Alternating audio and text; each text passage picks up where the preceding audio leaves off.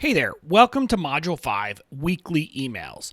This is a module that I love, but it's also the part of the email journey that I think is the most fun, but also the thing that most people are doing wrong. So we're going to dive into how to write the best weekly emails in this module. And here in Lesson 1, we're going to be talking about the purpose of your weekly emails. Because by now, you know that I believe until you know why you're sending emails, what the purpose is, what role they serve, you're not going to be able to do it right. So that's what we're covering here in Lesson 1.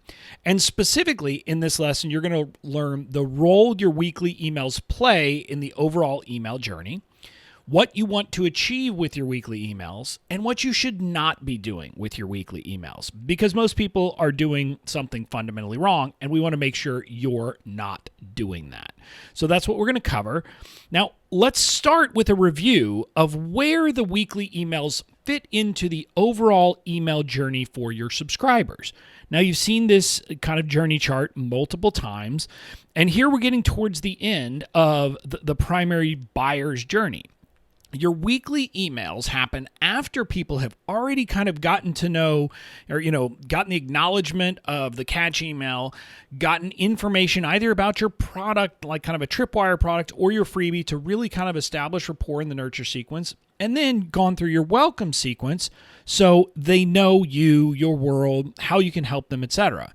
Now, your weekly emails then become the backbone of building the relationship, of kind of building this kind of deeper and deeper ongoing connection with your audience.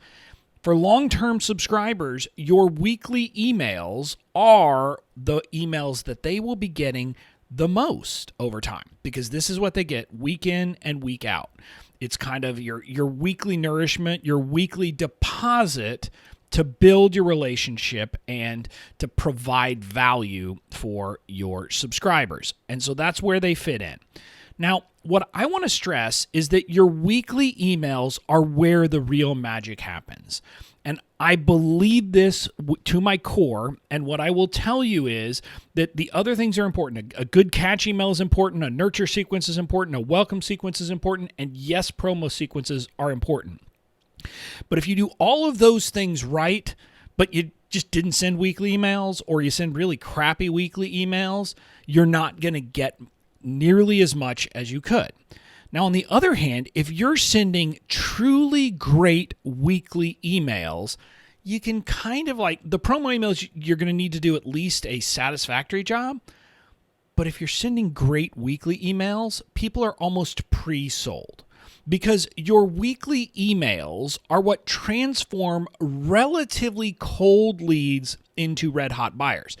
These are the emails that get people knocking on your door saying, hey, when are you going to open the door to that signature product of yours? I want to buy it.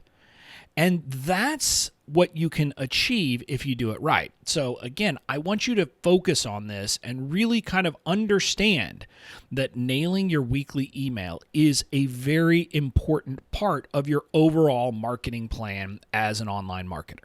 So that's kind of where they fit in the overall journey. Now let's talk about what you're trying to do with your weekly emails. It's really simple. You're trying to build connection. The goal of your weekly email is to build connection between you and your subscribers. You want to build that rapport. You want to build the know and like factor. And to connect with your audience, you have to let them feel like they've gotten to know you as a person, not as a brand, not as a company, not as a service provider, but as a person. Because that's the true magic here. That's where the connection gets to be very deep, where your customers end up being the people who feel like your friends. And when they feel like your friends, guess what? They're an easy sell. So you do that with story-based emails that include personal vignettes from your life and your business. This is the core here. And what we're going to be talking about in the following lessons is kind of how to craft those. And what do you do and how do you really get the most out of that for your weekly emails? Because this really is kind of how you're going to do it week in and week out. if you're on my email list, which obviously you should be, if you're in this course, you're getting these emails. You see what I do week in and week out with my, personal stories where I let you into some tidbit of my life. And it can be about my business, but most times it's about my life, not necessarily about my business. And so that's what I'm doing. You can watch those and see what I'm doing to help you do it. But we're going to go into it in the following lessons. But now let's talk about what your weekly emails are not. They are not a newsletter. Now, you have probably heard me go on one of my rants about not calling your weekly email a newsletter. And this is a mindset issue. Now, if you call it a newsletter but are doing exactly what kind of I'm showing you and what I'm teaching you to do here in these lessons, I'll give you a pass. But my belief is that words matter. And so calling something a newsletter will generally lead us to think of it as a newsletter. And that is not what you want. Because look, no one gets excited by a newsletter. I mean, let's be honest. When's the last time that you got a newsletter that someone said, hey, here's a newsletter, and you're like, yippee? It just doesn't happen.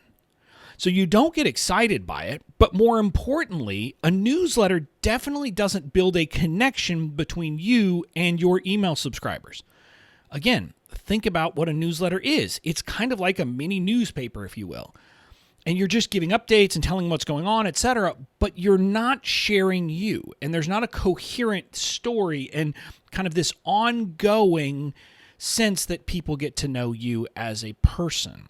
And so that's why it's not beneficial, because it just isn't built as a structure for something that will get people through. Now, separately, people who are good at email marketing will all tell you the same thing. Except for very rare circumstances, every single email should have a single purpose. And a newsletter doesn't do that. So again, that's part of the problem here. But another thing that I want to stress, and this is why what most people do when they call something a newsletter, they summarize their content. And if people want your content, they'll consume it. Summarizing that content in your email does not build connection. So again, a lot of times the way people start is their weekly email is nothing more than a summary of their podcast, their blog, their video show, whatever it is. And the vast majority of the time is literally them just doing kind of a Cliff's Notes version of their content. Well, that doesn't build connection. And if people really want that content, if the content is something that is interesting to them, they will go consume it. So using your email as just a way to do that in a kind of an abbreviated version of that is not a good way to go. But more importantly, a summary of events email feels impersonal. So it doesn't build a personal connection. So this is kind of the other problem with a newsletter.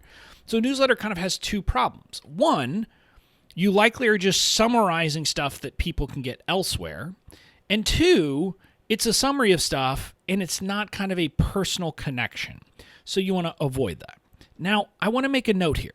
I'm not saying that you can never send a newsletter style email. If you want to do that, that's fine. I'm just telling you that should not be your standard weekly email. So my belief is if you have a lot going on in your business and you want to have a summary of events, send a weekly email during the week, and maybe on Friday late in the day or on Saturday, send a summary email that's like, hey, summary of what happened in your business or what they missed that week. But that is not the weekly email. And that summary kind of newsletter style email should never be the crux of your email marketing because it doesn't serve the purpose. So the key lesson takeaway is that your weekly email should be a story-based email that builds a connection with your audiences, if you have one or multiple, whatever it is, not a newsletter. So if you'll take that approach, you will be much better off. Now, in the next lesson, we're going to shift to kind of how you do this. We're going to talk about the two types of weekly emails, what content creators should include in their weekly emails, and how to write a weekly email if you aren't creating content yet. So we'll cover that in the next lesson, and I'll see you there.